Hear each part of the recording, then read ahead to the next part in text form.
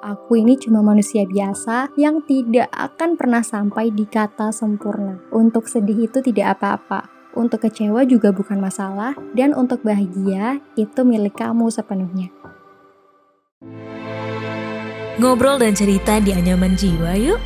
Tenang, kamu gak sendiri kok.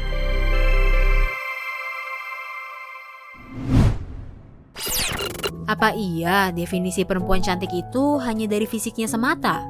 Yuk simak pengalaman para perempuan dalam pertama kali berhijab, penyintas perundungan, hingga pejuang jerawat hanya di podcast Semua Bisa Cantik. Persembahan Stylo Indonesia dan KG Media. Halo, aku Lani, teman manusia asa. Pada podcast Anyaman Jiwa episode kali ini, aku bakal bercerita tentang penerimaan diri dan regulasi emosi. Sebelum mendengarkan obrolan kali ini, jangan lupa follow dan beri rating terbaik kamu untuk podcast Anyaman Jiwa di Spotify. Serta nyalakan notifikasinya ya, supaya kamu bisa terinfo setiap ada episode terbaru yang tayang di hari Rabu dan Jumat. Buat beberapa orang, mengontrol emosi adalah hal yang sulit untuk dilakukan. Padahal emosi punya pengaruh di beberapa aspek kehidupan kita, mulai dari pengambilan keputusan, penerimaan diri, interaksi kita dengan orang lain, bahkan kesehatan mental. Makanya kita perlu belajar mengontrol emosi dengan tepat supaya tidak memberikan dampak buruk baik untuk diri kita sendiri maupun orang di sekitar kita. Kalau ngomongin soal emosi, pasti kebanyakan dari kita bakal merepresentasikan kata itu sama kata marah. Padahal definisinya tidak sesederhana itu. Emosi adalah salah satu elemen yang ada dalam diri kita berupa perasaan. Baik itu perasaan bahagia, sedih, kecewa, takut, dan rasa cinta. Semua itu termasuk emosi.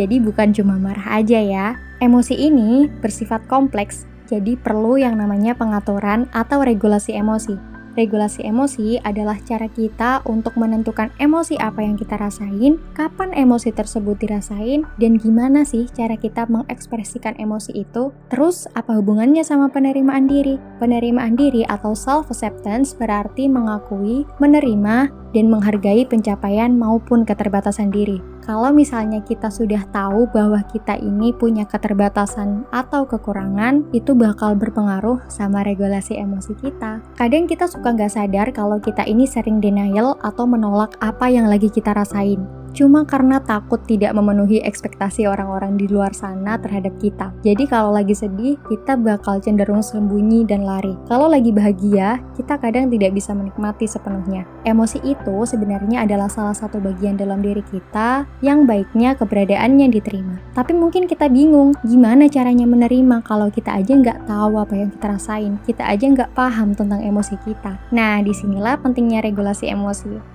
Ketika seseorang punya regulasi emosi yang baik, mereka akan tahu kenapa dia ngerasain emosi itu dan gimana cara dia mengekspresikan apa yang dia rasakan. Aku pernah dalam keadaan di mana aku tidak punya regulasi emosi yang baik, yang akhirnya berdampak sama kesehatan mental aku dan penerimaan diri aku. Aku kehilangan diri aku sendiri dalam beberapa waktu. Rasanya hampa, nggak sedih, nggak juga bahagia. Hidup tuh cuma buat formalitas aja. Kemudian aku sadar kalau itu semua terjadi karena aku menghabiskan terlalu banyak waktuku untuk denial sama perasaan yang aku punya. Aku tidak memberikan kesempatan untuk diri aku untuk merasa sedih, takut, ataupun kecewa. Kenapa? Karena aku selalu merasa tidak pantas untuk merasakan itu semua. Aku merasa harus memenuhi ekspektasi orang di luar sana yang melihat aku sebagai orang yang ceria. Jadi aku terus push diri aku buat selalu kelihatan bahagia. Padahal sebenarnya satu hal yang harus aku mengerti saat itu bahwa aku ini cuma manusia biasa yang tidak akan pernah sampai di kata sempurna. Untuk sedih itu tidak apa-apa. Untuk kecewa juga bukan masalah,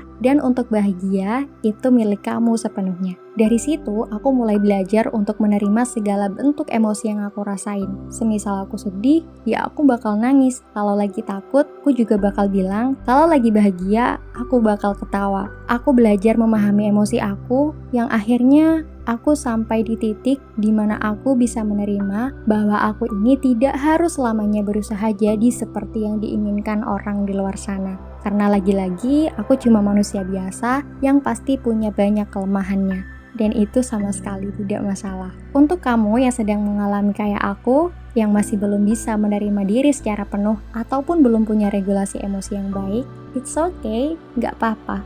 The world can wait for you. Regulasi emosi yang kamu punya nggak harus sama kayak aku ataupun sama kayak orang lain. Kamu pasti punya cara pengaturan emosi yang paling cocok buat diri kamu sendiri. It maybe takes time, but I swear one day you will find it. Coba kadang-kadang belajar untuk terima emosi kamu biar sedikit lega. Bilang ke diri sendiri, nggak apa-apa ya, apapun yang terjadi hari ini, dirasain aja. Kamu berhak atas segala emosi yang kamu punya. Tujuan aku cerita karena kamu tidak sendirian. Ada aku dan teman lainnya yang sedang berjuang untuk kesehatan mentalnya supaya lebih baik. Jadi kamu harus semangat ya. Terima kasih buat kamu yang sudah mendengar episode Anyaman Jiwa kali ini. Dan terima kasih juga sudah mau mendengarkan aku bercerita. Kalau kamu ingin curhat, jangan sungkan. Kirim aja ke podcast@kgmedia.id dan DM di sosial media @medio_by_kgmedia atau @sonorafm92. Serta follow Instagram Manusia Asa di @manusiaasa.id.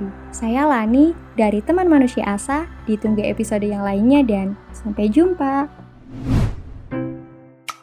Yah, udah selesai episode kali ini. Tungguin episode Anyaman Jiwa selanjutnya ya.